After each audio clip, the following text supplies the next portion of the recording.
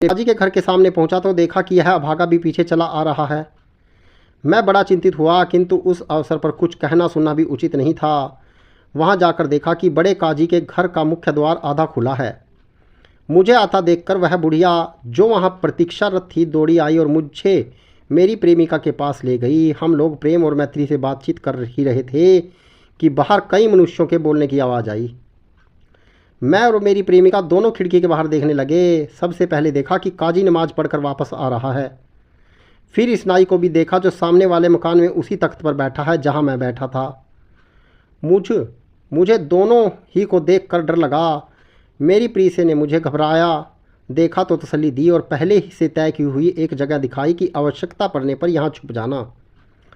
क्या बताऊँ, उस दिन इस दुष्ट नाई के कारण मुझ पर ऐसी विपत्ति पड़ी जिसका वर्णन नहीं हो कर सकता।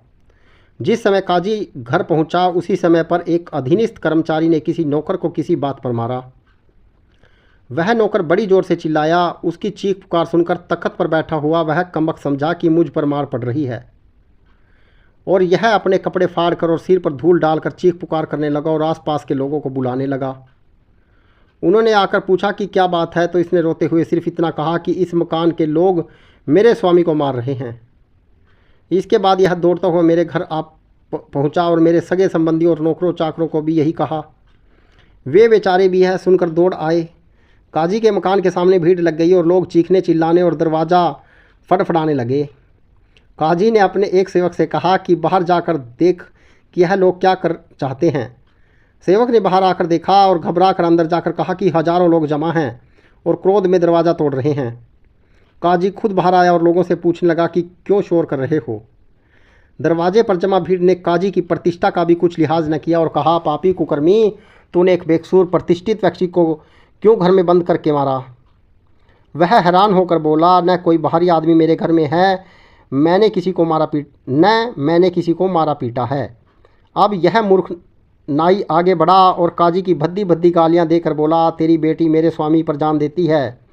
उसने उसे दोपहर में मिलने के लिए बुलाया, तूने उसे अंदर पाकर बहुत मारा। अब तू अपना भला चाहे तो तुरंत उसे छोड़ दे।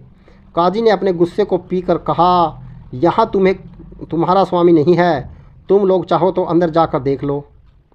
यह सुनकर यह नाई और मेरे रिश्तेदार अंदर घुस आए और एक एक कमरे में जाकर देखने लगे। मैं अपनी बदनामी और काजी के क्रोध के भय से वहाँ रखे खाली संदूक में घुस गया और मेरी प्रेमिका ने उसे बंद करके कुंडी लगा दी। यह नाई ढूंढता हुआ आया और संदूक की कुंडी खोलकर ढक्कन जरा सा उठाकर देख लिया कि मैं